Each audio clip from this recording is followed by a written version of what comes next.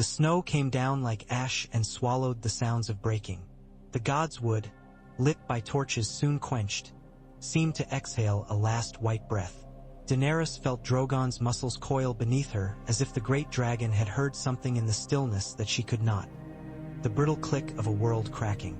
She had seen cities burn, seas boil with sunlight, men become shadows on stone. She had never seen silence become a blade. The red leaves of the weirwood did not scream when the ice took them. They turned brittle as old parchment and fell one by one as if they were tired, as if all the stories whispered across centuries within the bark had decided there would be no more telling. The things in the dark, the dead, and the colder beings that commanded them, moved with a hateful patience. They were not in a hurry. Winter never hurried. She drove Drogon low, the heat of his breath turning snow to steam and steam to fog. The fog was good. The fog hid. The fog allowed her to pretend there was a plan. Somewhere below, across broken trenches and fallen walls and the ruins of the living's courage, she saw Jon. He moved as if pulling himself through water, as if every step dragged a lifetime after it. He was searching the gods would, as she was, with the desperate insistence of lovers calling to one another in a burning house. He could not hear her. The Night King was not where he had been a heartbeat before. Then he was where he meant to be. The iron-blue figure stepped through the ruined arch of the gods would like a lord claiming his hall. Behind him, a storm stood upon two legs, white eyes unblinking. Theon lay beneath the heart tree. His last act lay in the trampled snow, a broken shaft of ash and a rime-laced bough, his blood already eaten by cold. Bran sat where they had propped him, a crow among roots. The boy's eyes were elsewhere, and Daenerys, from where she hovered, knew nowhere else would save him now. What came next had always belonged to Nightmare. The small figure that flew from the shadows of the trees came not as a rescuer but as a question. Arya did not shout. She was a pale streak of stubborn life, both faster and lighter than intention. Her knife, small, familiar, old as blood feud, flashed the color of a new star. The Night King did not turn toward her until the last instant, and then only to catch her by the throat. Drogon roared. The sound shook the trees and lifted a blizzard of loose snow from the ground, but it did not loosen the blue hand. Arya's face purpled against the grip. She dropped the dagger. Daenerys felt her own heart plunge in useless sympathy as steel turned in the air like a leaf. Arya's hand, small and scarred, caught it again. The trick was old, the trick was hers. The blade darted for the space between armor and certainty. Blue fingers tightened. Ice met iron. The Night King's other hand caught Arya's wrist. For a heartbeat, the godswood was perfectly still. The carved face above them gaped with its loveless mouth. Roots webbed about Bran like a net, the woman on the dragon above, the man running below, all of them in a picture that someone might hang on a wall in a ruined castle and point to with a finger that could not stop shaking. Arya's feet kicked once against the Night King's thigh. The dagger bit in, but not where it must. He did not bleed. He did not bleed any more than a statue bled when its nose was broken. He used Arya's knife with a slow and disdainful motion to push her hand away, and with the other lifted her and hurled her as if she were a branch. She hit a trunk with a sound like a snapped bough and slid away into the roots. The things that served him surged forward in a hiss of cold straw. The hound burst from the smoke as if someone had summoned him with an oath. He took Arya by the collar and dragged her, one-handed, with an economy that left no space for gentleness. He did not look up. He did not look at the King of Winter. He set his back to the heart tree and put a sword between the things from beyond the wall and the girl with whom the world still had business. He was afraid. He fought anyway. Dany! Jon's voice was a ragged thread. He had made it to the Godswood's edge and he was too late. The Night King turned his face to Jon as if remembering something that did not matter. Daenerys drove Drogon down. She meant to burn him again, even knowing that fire had made him laugh before. Her breath fogged. The things beneath the Night King's feet glittered like hammered steel buried in snow. She thought, "If I cannot burn you, I will break you." She chose earth over fire and sent Drogon crashing to the ground where the Night King had stood. For a heartbeat she thought the weight might do what heat could not. But Winterfell was already broken, and the ground merely gave in another place, and all she did was punch a hole in a memory. Something struck the air like a hurled bar of cold light. Drogon screamed. He leapt upward. The spear, if it had a name it was never spoken, scored along his flank, and she felt the pain as if her own ribs had split. She pressed herself to his neck and begged him wordlessly with the old words and the new words she knew, words that had moved ships and men and called dragons from stone. He climbed crookedly. In the corner of her eye she saw Regal fall. He was already scarred, already in pain, and this time there was no forgiveness in the sky for him. He crashed through a tower with stone that remembered kings and fell into a courtyard that would hold that last impact for as long as it held anything. Below, Jon screamed again, but the sound was not a name. He had seen too much in too few instants, and he had no use for names. He charged into the Godswood, and everything that was there met him. 3 white shapes that had once been men with faces stood before him and lifted their weapons without hurry. His was Valyrian steel. Theirs were the cunning of a winter older than oaths. He ducked a spear that left frost in his beard and broke one into shards that skittered like glass across black water. He cut another, and his sword sang with a note he had never heard before, and a bright, clean kind of death took the thing that had once been a man. The third came on. Jon was slower now. The Night King passed beyond him like a ship gliding past a fisherman's boat. He did not grant Jon the courtesy of turning his head. He went to Bran. The boy's eyes had come back to the world. They did not belong fully to the boy.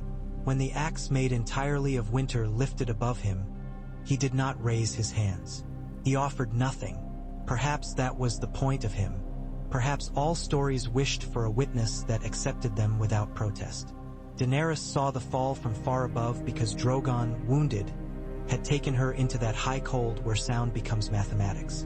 In that cold, the axe descending was a line. Bran's head lowering was another line. The space between lines shrank. The heart tree watched. The lines met. The breaking was not loud. It did not need to be. A ripple went through the dead and the living alike, as if both were masts on ships feeling a change in current. Something at the center of things went colder. Drogon shuddered and bellowed and battered the air with a ferocity that made gravity reconsider its positions. And still she felt a small and private loss that was not her own. A light behind a shutter pinched out for no practical reason. In the crypts below Winterfell, the dead heard their king and made obeisance in the only language they had kept. Sansa's candle nearly guttered. Stones that had not moved since the days when Stark had been the only name that mattered shifted. The hands that had built this place came up from where they had been folded across chests and clawed their way through the walls they had asked to lie undisturbed behind. Tyrion's fingers found Sansa's. She found his back with her free hand and pushed him toward the narrowest of holes where air moved with a suggestion of trees at the end of it. "Go," she said. He tried to refuse her out of instinct. He had too much practice taking the wrong blame. "Sansa, go." He went because sometimes power meant doing a thing a moment before you believed in it. They slid into the tunnel. Behind them the dead asked to be counted again. Davos held the gate for as long as holding a thing can be a matter of a man's hands. His face, scarred by a different king's fire, was a map of old bargains. He had cut smuggling deals in storms that would have made these winds seem tame. He had brought truth to men too proud to listen. He had followed kings who were wrong because sometimes following mattered more than being right. He bellowed hoarse orders to men whose names he did not know and swung a sword he had always considered more metaphor than instrument. When the dead came, he found that metaphors cut if you laid your weight behind them. Grey Worm was a wall. The Unsullied had never sworn to Winterfell, not in the old fashion with kneeling and bowls of salt, but they had accepted a woman's word, and that was oath enough. The dead flooded the breach and piled until they slowed themselves, and the living put iron into them until it was almost dawn. Jorah died on his knees in the snow with his mouth full of Dothraki words for gratitude. Daenerys felt him go only as a slight easing of the weight on her chest. That was not unkindness. That was war. By the time the sun rose faint and inadequate behind a wall of cloud, Winterfell was a place with more past than present. Slaughter had come and gone with the thoroughness of a tide. The dead, now more than ever, did not rest.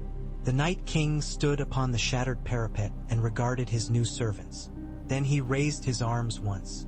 Those who had fallen rose. Some knew their names for a moment and then forgot them with a relief that would have been horrifying if anyone had time to consider it. He turned south with the patience of ice, forming a new continent, and his lieutenants and their armies flowed with him like a river whose bed had been carved through centuries of stone. Not all had died. Not all had stayed to die. Daenerys landed Drogon upon a field where once men had competed to see whose pride could lift a sword higher. The dragon lay with his good side toward her and bled warmth into the ground. She knelt in the lee of a wing as if it were a chapel. Ser Jorah's blood was on her boots and her hair smelled of the dead. Missandei came to her and knelt without touching her. There were words that comforted. They were far away. Missandei did not pretend to call them nearer. Jon stumbled to them. He had blood on his face that was not his own and perhaps also was. Ghost limped at his heels like the idea of loyalty given 4 legs. The direwolf's eyes were more human than many men's. They were the only fire that mattered in that moment. "He's going south," Jon said. The words were absurd. The sky was gray. The ground was white. Every compass had broken. "Then so do we," Daenerys said. She stood. Her legs trembled like a foal's. She would have liked to rest a moment against her dragon's flank, to put her cheek to the warm hide and forget, just for the time it takes to close your eyes, how much the world asked for. She did not. Sansa and Tyrion came from a shadow as if secrecy had birthed them. They were covered in the dust of ancestors. He blinked at the light with scara reddened by smoke and resolve. She was pale with the defiance that comes when a person has counted the losses and found that they can go on living for now. "We have to move people," Sansa said. "Not soldiers. Everyone." "White Harbor," Davos said. He had stumbled up with the others, swaying with fatigue. "There are ships." There were ships. "White Harbor," Sansa agreed. "The Vale, if the passes are open. The Eyrie can hold. We'll send those who can climb and those who can't to the harbor. The riverlands can't feed them. But hunger that comes later is better than death that comes now." Daenerys looked at Sansa, a woman who had mistrusted her with a thoroughness that might have been love in another life. She had no energy for old grudge. "We'll carry what we can with Drogon," she said. "The rest will have to go on foot." "Regal," Jon said, looking toward the smoking ruin of the tower. Daenerys closed her eyes. She had learned to count losses without letting them count her.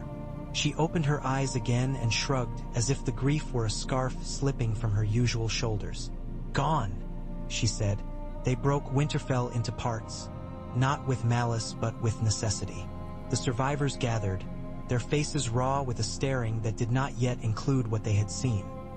They were focused on one step and then another because thought was dangerous. They moved south under a sky that did not care. The dead remained behind to raise the banners they preferred. White silence and the clatter of a million small broken things. The retreat was not a march, though orders were given and obeyed when they could be. It was a river. The water was people. The ice was behind them. Snowflakes landed on black hair and fair, on shoulders bent with fatigue, on blades and on faces all the same. The children did not cry because the adults had no hands free to soothe them, and children know when a noise will do no good. The only wailing came from the wind. At White Harbor there were ships. Some had sails like torn teeth. Some had names like prayers. Some had no names at all because the men who had carved them had died before completing the second letter. Wyman Manderley had been too big a man to miss, but he was gone now, and the weight of his absence was like the absence of one of the old fortifications. An emptiness that reminded people of how safe they had felt before. His kin, thinner in every way, did what they could. They opened granaries that would be empty too soon. They let the stranger walk through their halls and took nothing back. Davos became an admiral whether he liked the word or not. He had been many things on water. He used those memories like ropes. He bound ships together with agreements, with blunt jokes, with the mathematics of rationing. He sent fishing boats east with orders to empty the sea of its mercy. The winter ocean had its own laws. Men who had stared down whites fell silent before waves whose only language was hunger. Davos knew where the sandbars lied because he had once lied about sandbars to men who thought their questions would save them. Now he told the truth. It did not always save them. Daenerys flew ahead of the ships when the wind allowed Drogon to remember he was a sky creature.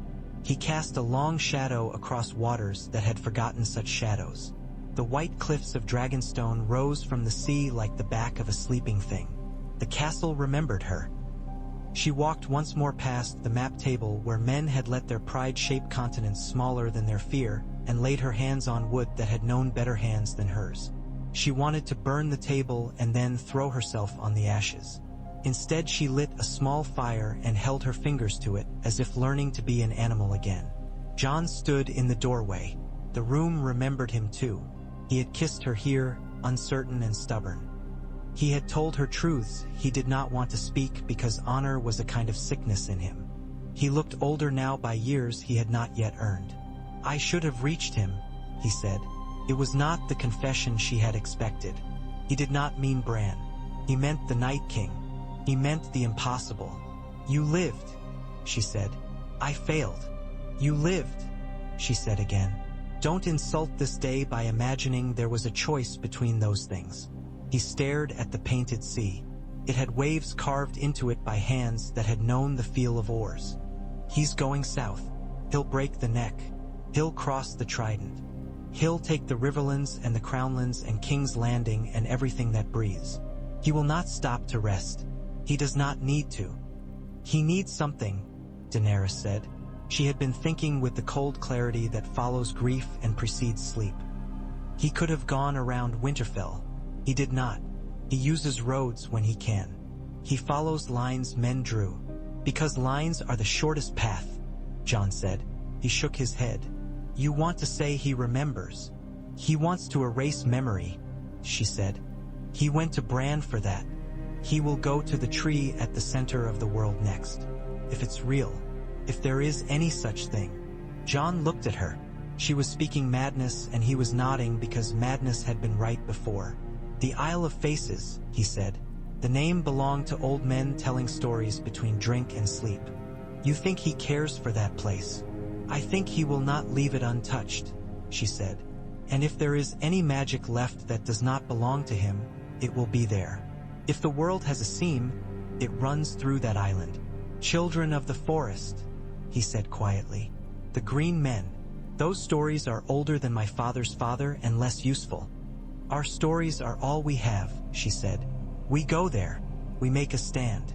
We make a trap." "Trap," he said, as if tasting the word. "Tyrion will find a way to make sword become thought," she said. "He has done it before. This time we must think with winter in our hands." They took counsel at Dragonstone because the winds demanded a pause. Some of the lords of the Vale had come by narrower roads. Sansa had sent petitions with steel attached. Jon Royce bent over the map as if it were a battlefield and a sickbed both. "The passes are treacherous, my queen," he said. He nodded to Daenerys with the correctness of a man half convinced. He nodded to Sansa with something warmer that did not need words. "We can hold the Eyrie. The dead do not climb well." "They do not need to climb if starvation climbs for them," Sansa said. "We cannot leave people. In the valleys. We take them to White Harbor. We take them south by sea if we must. We take them anywhere a dragon's flame can warm." "South to whom?" Tyrion asked. He poured wine from a jug that tasted of iron. "To a queen who will not open her gates to them," he answered himself. "Cersei will wait until the night knocks on the Red Keep, and even then she will wonder whether the knock is a trick." "You should know," Sansa said, and there was no cruelty in it. If anything, there was the kind of weary humor that keeps friends together when every reason to be together has been taken away. "I do," Tyrion said. He set the cup aside after wetting his lips. "We cannot count on King's Landing for anything but cruelty. We cannot count on Dragonstone to feed us. We will have to remember for him." "We will," Daenerys said. "But first we must live long enough to do it. They leashed their hope to a place in the riverlands that not many had seen and many had argued about in songs. The Isle of Faces lay in the center of the gods' eye like a thought in the center of a dream. Men had ridden around it and sworn that the trees whispered secrets in women's voices. Men had rowed near and claimed the roots reached into the water like hands. More had never gone at all, thinking there were enough places in the world that wished to swallow them. Harrenhal crouched on the lake's north shore like a fist that had punched a god and broken itself doing it. Its melted towers remembered dragon fire. Its great halls had held kings and brigands and children playing at both. It was a fitting place for a last bargaining. Arya learned to walk again. The first steps were narrow corridors on Dragonstone with torches spaced so that the light from one barely reached the next. The Hound walked beside her without speaking unless she fell hard enough that curses arranged themselves in his mouth by habit. He brought her water. Sometimes he brought meat. He hated the smell of cooked fat now more than ever. He ate anyway. She had the dagger still. He had pried it from her fingers when they were both buried in snow and she had tried to bite him. "Not today," he had said. Her eyes had been closed, but the words had gone in and lodged somewhere useful. He said them again now when pain made her hiss. She glared at him and then looked away because glaring takes strength she needed for other things. He carried her to the courtyard when her legs shook so hard she could not stand, and dropped her into the sun like a sack with more value than he wanted anyone to know he recognized. She sat in the brightness and watched men tamp spearheads onto ash shafts. She watched women push arrows into bundles with a rhythmic motion that made work look like prayer. While she watched, a small and wry old man with hair like winter straw came and sat beside her as if they had agreed to meet. His boots were wet to the ankle and he smelled of reeds. "I knew your father," he said. He said it the way someone might say, "I knew a river." Arya tilted her head. She had been called dead. She had been called other things that made more sense. Lots of men say that when they want to borrow something that was his. "I borrowed his time," the old man said. "And he kept borrowing mine, so in the end it was a wash." He looked at her knife and did not reach for it, which put him on the right side of any number of lines. "I am Howland Reed. I came up out of the swamp because the world was on fire and even frogs jump when you heat the pond. You were at the Tower of Joy," Arya said because Jon had told her, and because something in this man's face looked like the kind of unwavering that makes witnesses scarce. "You saved my father's life. And your other brother's Iding," he said, "though that is a nettle that can stay where it is. I have no appetite for certain truths. I came because your boy with the ravens is gone and somebody has to remember where the old things live. The Isle of Faces is older than any room anyone has ever been bored in. They say there are green men there," Arya said before she could stop herself. She sounded like a girl who had wanted stories. She had not wanted anything in a long time. "They say much," Reed said mildly. He turned from her to watch men load barges with casks that had once held time in a liquid. Wine was too heavy for this hour. He clicked his tongue. "He will go there, the Cold King. He likes to take what belongs to other people and break it differently from how it was doing a perfectly good job being broken already." Arya looked across the court to where Jon stood with Gendry's hand measuring a spear. "We're going to trap him," she said.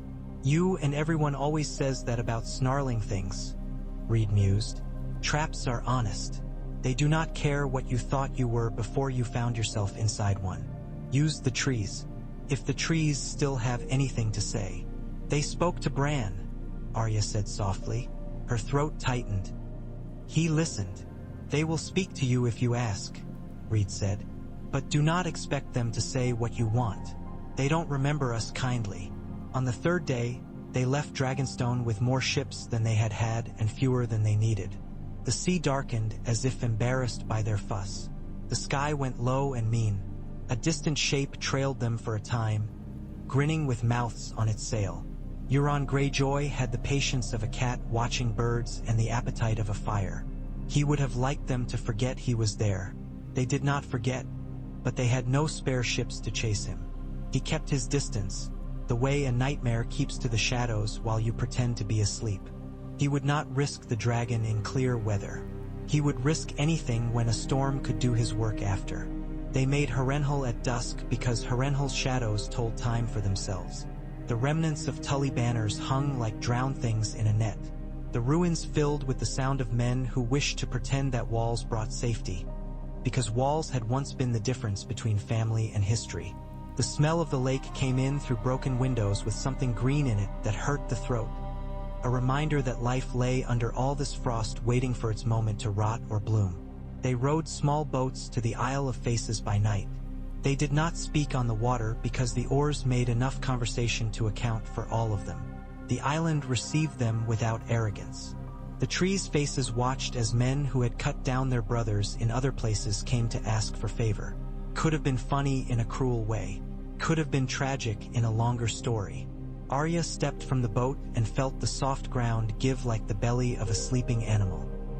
She looked up into eyes carved by hands that had died before the words that described them had been finished. Something moved in the leaves. It might have been wind.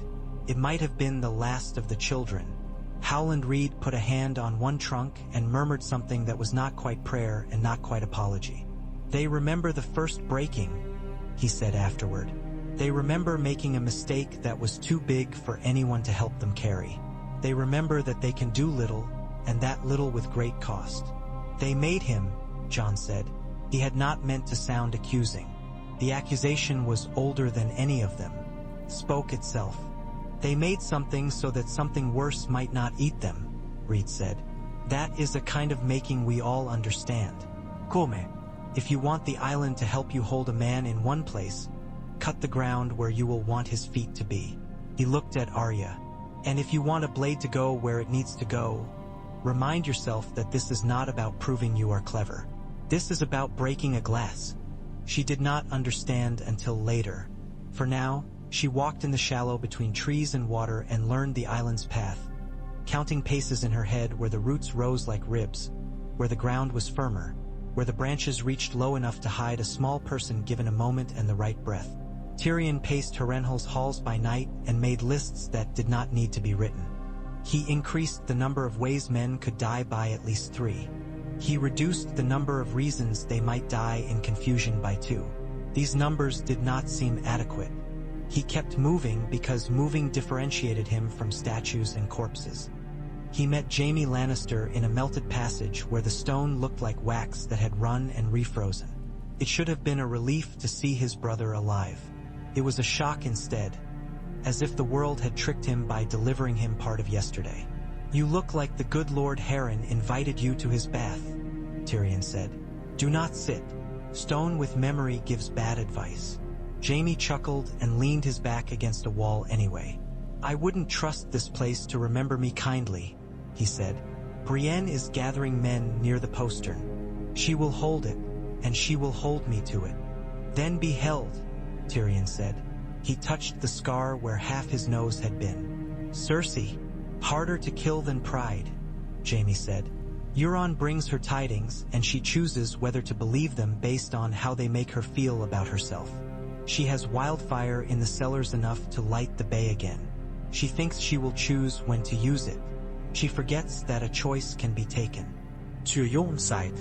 We haven't properly checked on whether fruit still grows in Dorne," he said. "I would like to live long enough to take a stupid ride on a stupid donkey under a sun that makes wine honest." He looked toward the window where the lake's black stillness had its own certainty. "If this is the valley where the last of my words will rest, let them not be pointless." "You've never truly liked pointless," Jaime said. "You've been good at it when you had to be." "I had to be for most of my life," Tyrion said, and the smile brushed his lips and went as if he had not asked it to stay. "Now I will be useful." They set the trap with a care that took their minds from fear because measuring paces and calculating distances pushes worry aside better than wine. They drove dragonglass stakes into ground that had eaten old blood. They strung lines that would noose ankles but not break. They cut branches that would bend to release what lay behind them onto a path at one moment only, because only one moment would matter. They placed their best men to watch without being seen, their weakest with work that was hard and necessary and did not ask too much of nerves. Daenerys looked at the ash-blackened scar on Drogon's side and pressed her hand to it and whispered to him in a tongue that had been made for the mouth she had lost when life asked her to be a queen. He turned his great head and breathed warm at her, the only kindness this place had to give. The Night King crossed the neck as if the swamps had been drained by his will. He had no will in the way men meant it. He had direction. Howland Reed's people had harried him with lights at night and whistling reeds and pits that swallowed horses. The dead did not starve in the bog. The Crannogmen bled for an old habit, and they bled well. When they had to surrender the last of their hiding places, they left the reed huts with food on the tables and made the dead slow themselves by trying to remember what eating was. Reed came to Harrenhal with a wound in his side that smelled of green rot and winter at once. Arya bandaged him. He took her hand afterward and muttered another apology to the trees, as if the lines had become muddled and she was one of their younger cousins. News ran faster than runners. It came with birds that did not land. It came with men who collapsed and could not say what they had seen until their tongues remembered their work. The army of the dead moved down the King's Road in a line that looked like the horizon itself had decided to walk. They did not bother with towns except to refill themselves. The river froze in a single night so completely that men watching swore they had heard it cry out. The Golden Company, brought across the sea at such expense to pay for yesterday's sins, stood along the banks of the Trident and waited to be part of a story they had misunderstood. They held for an hour. That was more than anyone had a right to ask. In that hour, color tried to pretend it mattered.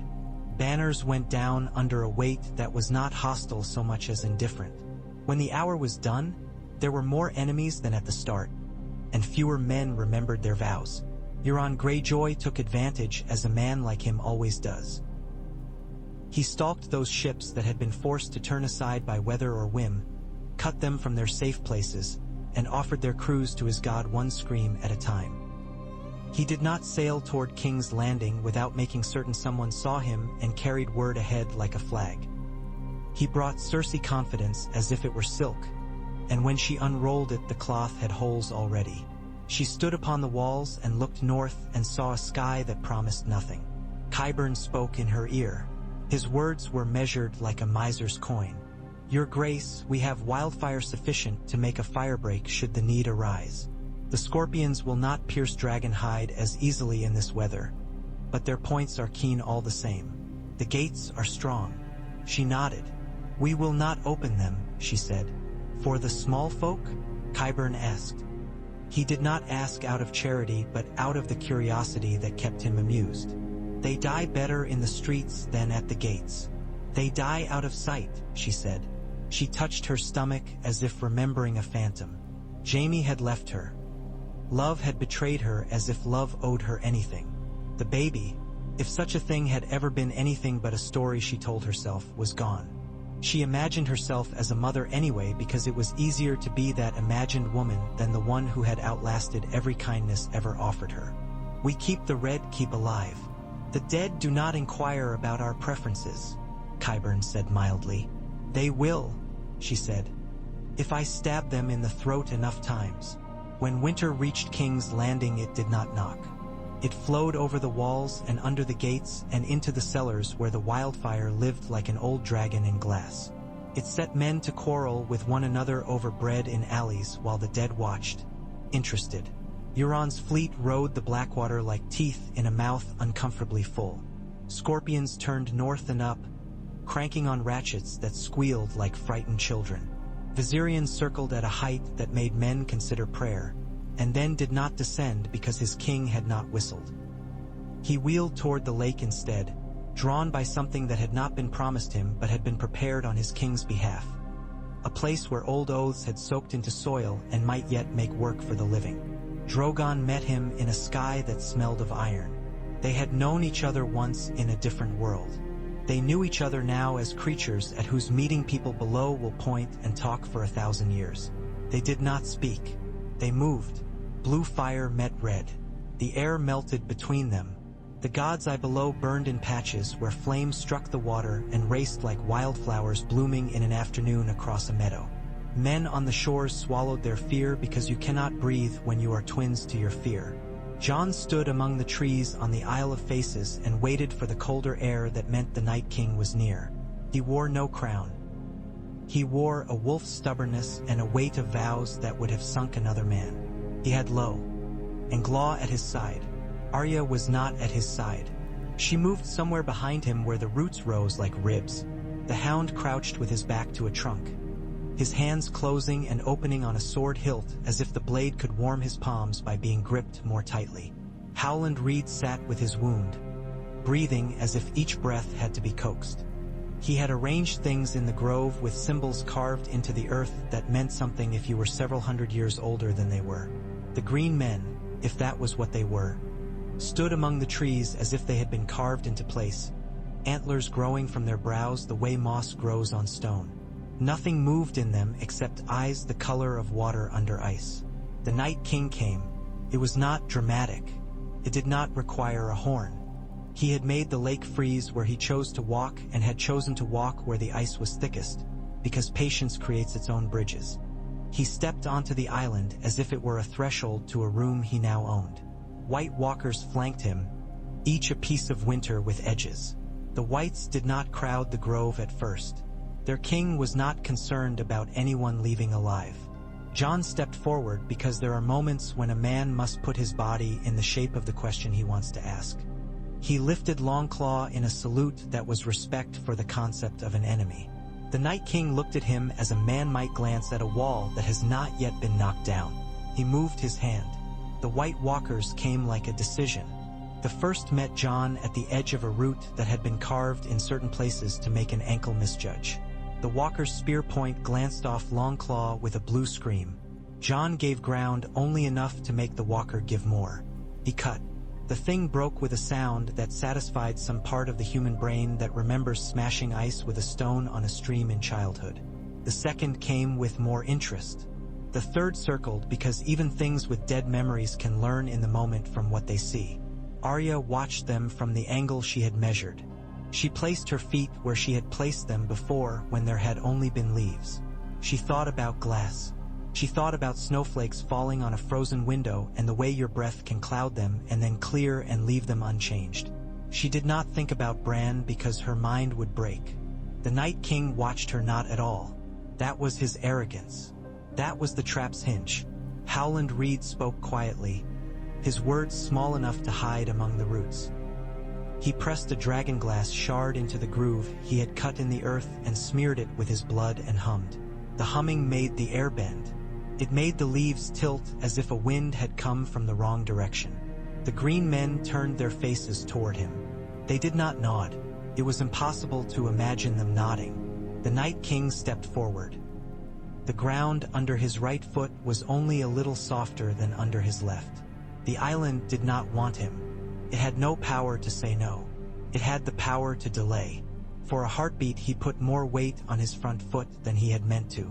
It was enough for him to move his arm away from his center with more effort. The effort was important. It meant that when he gestured to the whites, the gesture was not perfect.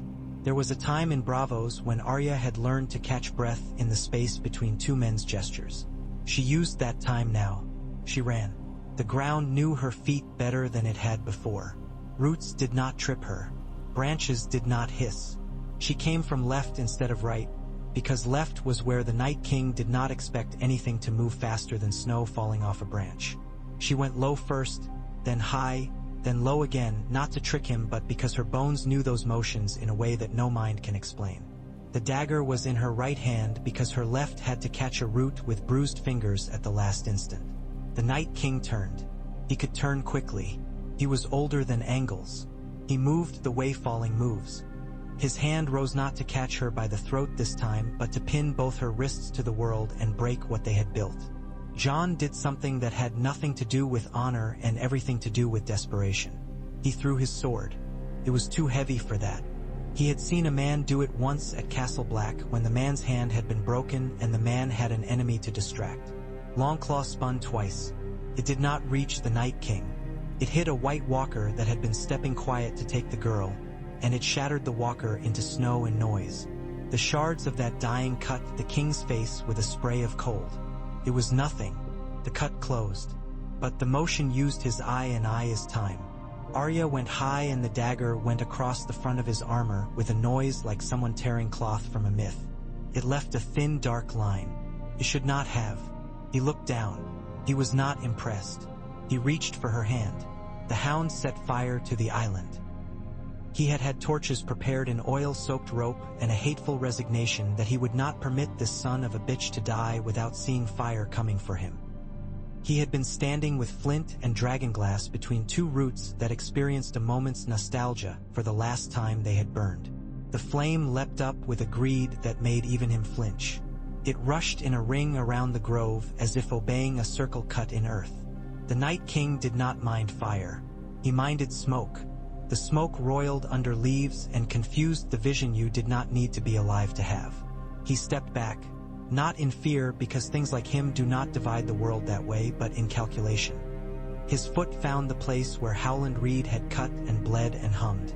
It sank as if the island had decided that for once it would take someone other than a man who loved it. The moment was not longer than a finger snap. It was enough.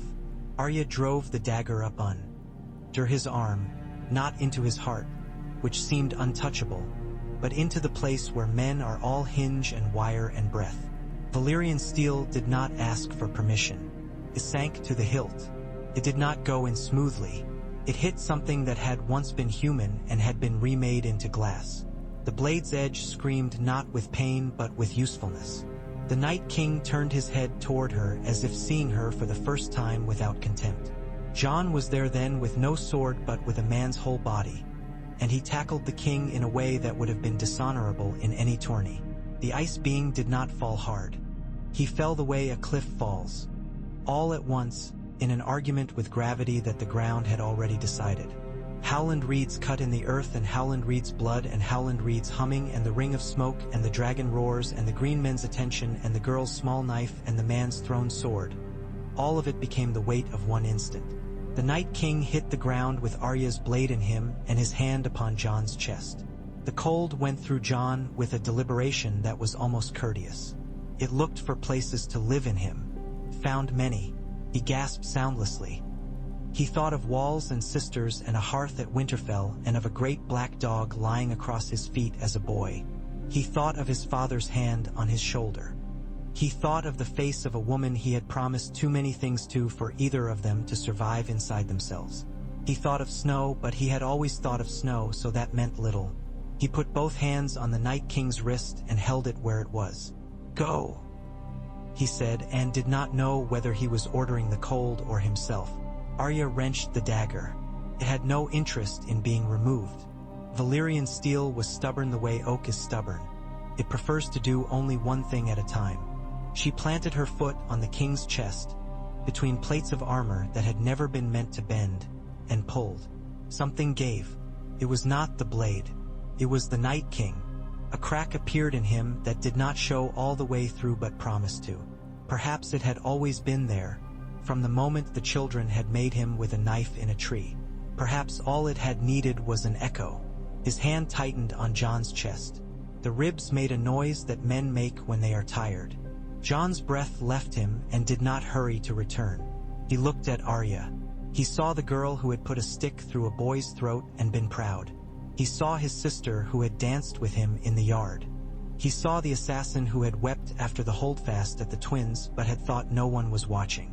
He said, "Not today," and it was not a prayer or a boast. It was a description of the moment that had arrived. Arya put her hand on the blade's pommel and pushed. She did not overthink. She did not try to be clever. She did not drop it and catch it with her other hand, because tricks are for when men are watching. She simply pushed. The steel moved the way a key moves when the lock is old and stubborn and you have to hold your breath and stop and then push again. It slipped in the last finger's breadth with a small grinding noise that she felt more than heard. The Night King did not scream. Screaming is for creatures that remember their throats. He simply stopped. The cold that had been poured into him at the first making decided it had waited long enough. He broke. It was not like shattering glass. It was like frost receding from a window in a house where someone had built a better fire, pulling back along familiar lines with regret. He went from king to shape to suggestion to nothing. The White Walkers that remained turned into snow all at once in a soft sound that would have been beautiful in other circumstances. The Whites fell like puppets whose strings had been cut too cleanly for pity. The island, for a long heartbeat, listened to something that might have been silence and might have been relief and might have been a weeping too old for tears and too young for words. Jon lay on his back staring at the branches. The hound stood over him like a black stump. He looked awful. He looked alive. "You breathe or I have wasted a long time on a fool," Sandor said, which was praise. Jon breathed because breathing is a trick you can relearn fast if you have been doing it most of your life. He coughed in a way that sounded like the worst kind of laughter and rolled onto his side. The ash from the ring fire had landed on his face and made a map there. Arya sat down beside him without any consideration for propriety. She had blood on her hands. She wiped them on her trousers. The blood did not matter to the fabric. He looked at her and did not say her name because names seemed too precious for use in that moment. She let their shoulders lean against one another for the length of one long breath. Then she stood because the work was not done. Drogon and Viserion were still in the sky. The dead dragon had not noticed the breaking below in any way that changed his plan. He made the air into noise and came down low over the ice to strafe the island with blue that moved like hate made visible. Drogon met him with red, and the two colors collided above the grove, turning night to some ugly dusk. Daenerys clung to the saddle with one hand and raised the other, not to make a command but to balance the way you balance on a horse that has decided the sprint is the last one. Viserion's wings beat with the force of a winter storm at sea. Drogon's tail whipped and caught him, and the dead dragon lurched. The sound he made then had nothing of memory in it, only the physics of damage. He fell with a slowness that made watching obscene. He tore at the water as if it were cloth, trying to climb into a sky that was no longer entirely his. He struck the lake. The ice cracked in a flower of lines that spread and spread again. He went under, blue fire hissing as it met a different element. The lake burned along cracks for a heartbeat in ghostly colors, and then settled with a sigh that could have been 1,000 men lowering their shoulders at once. Drogon flung himself upward, one wing dragging. Daenerys took him north of the island and then back in a wide arc, ready to drive flame down on anything that moved with hunger. Nothing did. The army on the shores had fallen in patterns that would puzzle historians. The White Walkers were dust. The Whites lay as if a child had knocked over a toy army and wandered away to do something else.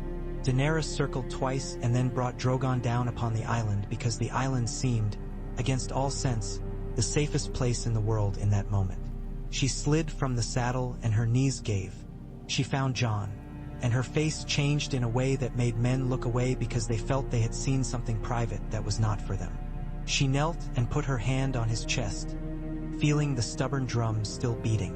He raised his hand and put it on hers. He had no words. He had spent them all beforehand. She had some left. She did not use them. Howland Reed sat with his back to a tree and let his breath draw out like thread. Arya went to him and put her hand on his shoulder. He smiled up at her with the resignation of a man who had stood between old things and old mistakes for too long and had finally found a use for his own last moment that did not involve regret. "Tell them," he said. "Tell them we were fools and saints and that we made monsters to keep worse ones in their holes." "You can tell them," she said. "You're not done." "I am," he said, and patted her hand clumsily. "It's a good island. If I have to lie down, I might as well lie down where the ground remembers something." He died then quietly, which seemed rude given the day, and the green men lowered their antlered heads in an acknowledgement that might have been for him or for the island or for the girl with the knife that had done the exact thing it had been made to do. At Harrenhal there had been a gate where men expected one. The dead had come to it and hammered without feeling. Brienne had stood upon the wall and called down to those below to remember their mothers, to remember soup, to remember the smell of wet dogs by the fire, to remember anything that meant they were not dead yet.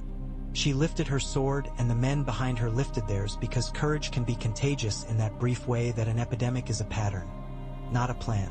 Jaime Lannister had taken a place her right hand would have used if the world had been kinder, and he had grinned at the first thing with white in its eyes that made a clumsy attempt to climb, because mocking an enemy is a way of telling your own legs to stay steady. When the breaking reached them, it was like the sea drawing back after a wave. The press at the gate fell away. The men on the walls clutched one another's shoulders as if to be certain their hands still met flesh and not frost.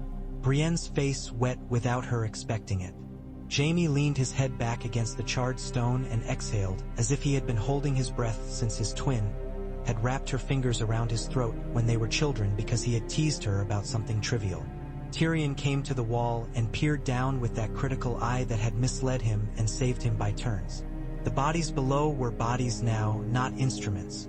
He nodded, not because he was glad but because the universe had chosen this answer and he was prepared to see it. "Now we count the living," he said. His voice cracked like an old cup. "And then we count food. And then we do the maths that cannot be done." In King's Landing, the wildfire had been kept too close to old grudges.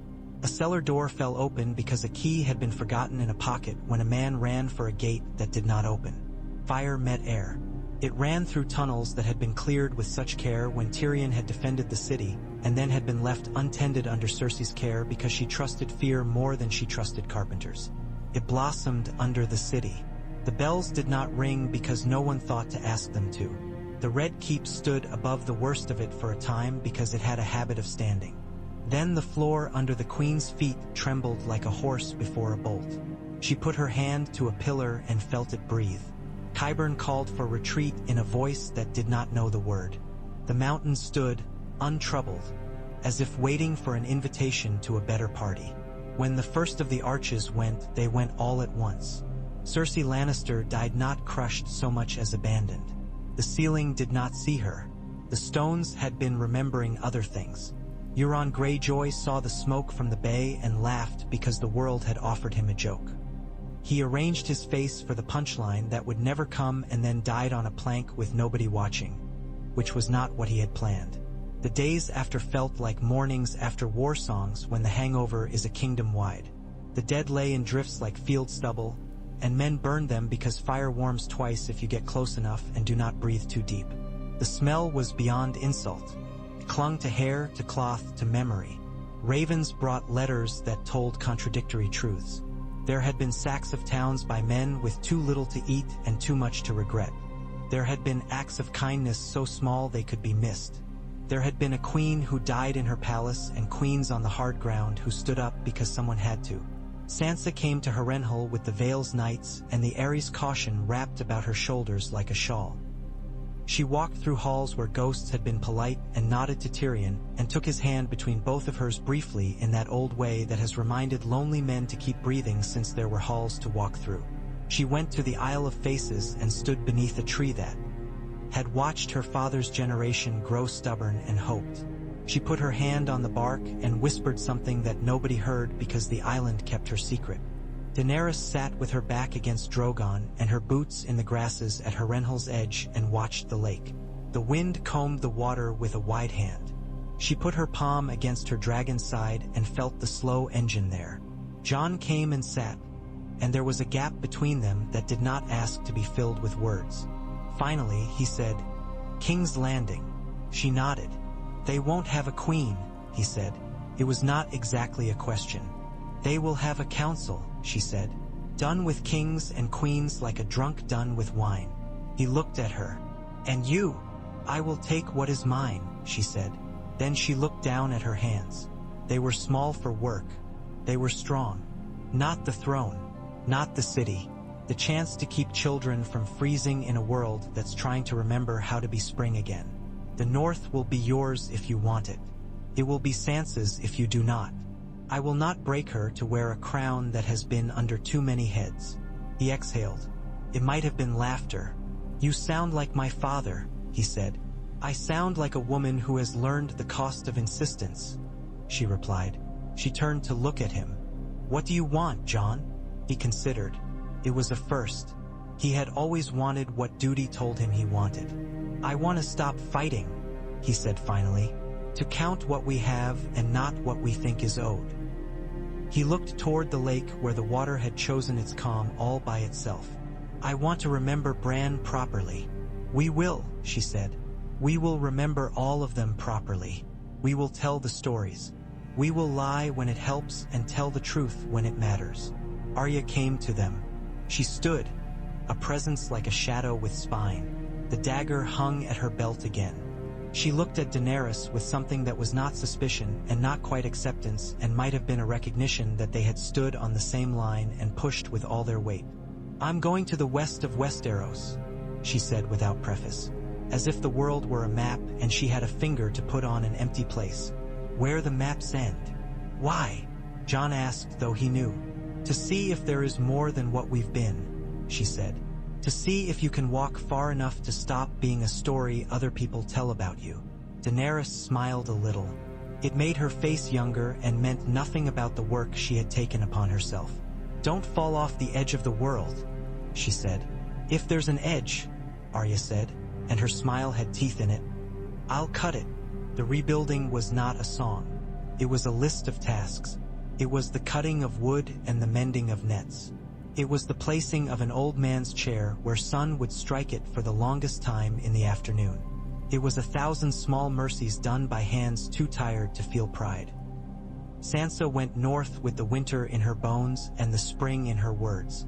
She walked into the great hall of Winterfell when the roofs were still being repaired and sat in a chair that had not fit her once and fit her well now. She took the old words, "The North is free," and bathed them in purpose rather than spite. The people who had followed her because there had been no one else to follow found that following is easier when the road increases food. Tyrion did sums in a room with windows that stuck and brought scraps of songs to the council table to remind them of the difference between generosity and display. Grey Worm took his Unsullied and sailed east when the graves were finished. He wanted a place where orders meant something other than desperate arithmetic. He did not get justice. He got peace. He thought it might be better. Brienne wore armor polished with linen because steel wants to be cared for even if it will not be used tomorrow. She wrote Jaime's name in a book meant for names and wrote it as if writing were also a kind of kindness done to someone who had done harm and then done better. "Died defending the living" was a phrase that deserved to be used more often than men had made room for it. She put down the quill and looked out at a field that had been brown and was now less so. Sometimes that is enough. Daenerys did not take the Iron Throne. That chair was ashen story.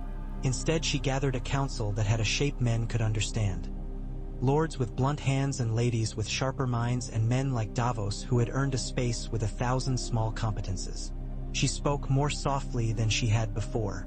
She wielded fire with an attention to where it fell. She sent grain north when the north had no ships left to fetch it.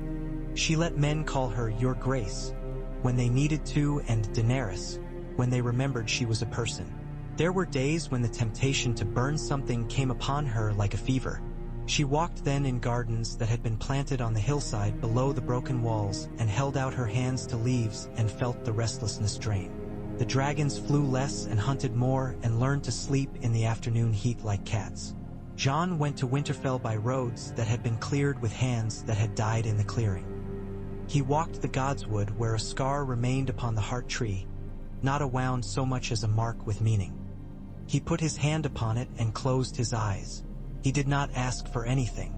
He did not receive anything in the way men understand receiving. He felt the wind move in the leaves. He thought of his father's sternness and complicated love.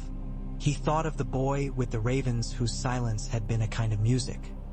He stayed until the midges drove him out, and then he went to stand on the wall above the yard and watch boys be idiotic with wooden swords because idiocy was a sign that the future had made a tentative appointment. In the far west, where the sea is not a sea so much as an idea of an edge, a small ship sailed, with a wolf on her prow carved by a man with big hands who had once thought he would be a king and had decided against it. Arya stood at the bow in weather that changed its mind 3 times a day and taught herself to name cloud shapes as if that would teach her the names of waters. She sharpened her blade not because there was an enemy, but because blade and hand liked the feeling of being ready. The sun went down in its place and was born again, looking for its favorite hills. She watched it and did not ask it questions because some things do not get answers and are more beautiful for that. On the Isle of Faces, the green men walked sometimes between the trees. They did not speak when men were there. They might not have spoken when they were alone. The faces carved in the weirwoods did not change. But if one stood long enough and watched with the kind of patience that is its own religion, one might see a shadow move across a mouth cut there and be tempted to believe it was a smile. Stories turned to history because someone wrote them down and because someone else said later that yes, that is how it happened. There were those who insisted that the Night King had not truly been destroyed, that winter cannot be killed, only deferred. There were those who said a girl did it with a knife as if the simplicity offended them. There were those who said a dragon did it, or a Cranigman's old song, or the stubbornness of a man who was tired of living in oaths. In taverns in towns where roofs had been replaced with newer thatch, men argued and drank and slapped tables and said things that made their wives roll their eyes and refill cups because arguing is a sign that you believe you will see spring again. The truth was a rooted thing on an island in a lake. It did not care what men said of it. It had never cared. The island had kept older secrets and let older mistakes grow moss. What it knew, that a king made of cold had come to be unmade, and that fire had met ice in such a way that neither had been extinguished but the world had been reminded how to thaw. The red leaves rustled. The faces watched. Winter relented by a finger's width. That was the kind of victory the world knows how to keep.